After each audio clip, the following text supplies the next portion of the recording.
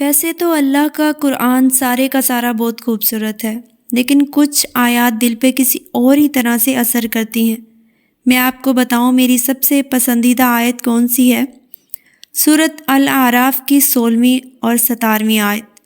جب اللہ تعالیٰ نے شیطان کو جنت کے باغوں سے دھتکار کر دنیا میں بھیجا، اسے مہلت دی، تو اس نے کہا جیسا تو نے مجھے گمراہ کیا ہے، میں بھی ضرور ان کی طاق میں تیری سیدھی راہ پر بیٹھوں گا، پھر ان کے پاس، ان کے آگے، ان کے پیچھے، ان کے دائیں، ان کے بائیں سے آؤں گا، تو اکثر کو ان میں سے شکر گزار نہیں پائے گا۔ میں سوچتی ہوں ابلیس جانتا تھا کہ اللہ کا راستہ سیدھا ہے، تو اس نے کیوں چھوڑا اسے؟ اگر چھوڑنا ہی تھا تو اسے سیدھا راستہ بولا کیوں؟ آپ کے درست راستے پر بھی کہہ سکتا تھا، مگر اس نے کہا آپ کے سیدھے راستے پہ بیٹھوں گا۔ شاید ابلیس نے مستقیم سے مراد درست نہیں بلکہ سٹریٹ یعنی کہ سیدھا لیا ہو۔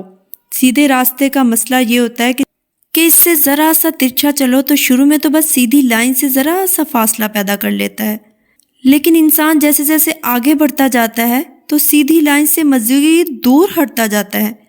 90 ڈگری کی لائن سے ایک لکیر ہٹو تو آگے جا کر آپ سیدھی لائن سے بہت دور نکل جاتے ہیں، پھر آپ کو صراط مستقیم والی منزل نہیں ملتی۔ راستہ بدلتا ہے تو منزل بدل جاتی ہے، اور اس راستے سے ہمیں ادھر ادھر ہٹانے کے لیے شیطان کئی طریقوں سے ہم پر حملہ آور ہوتا ہے۔ سب سے پہلے وہ آگے سے آتا ہے، آگے مستقبل ہوتا ہے، وہ ہمیں مستقبل کا خوف دلاتا ہے، یہ کرو گے تو تمہارا کیریئر نہیں بنے گا، تمہاری فیملی کا کیا ہوگا، تمہاری شادی نہیں ہوگی، تم یہ اچھا کام کرو گے تو بالکل اینٹی سوشل ہو جاؤ گے۔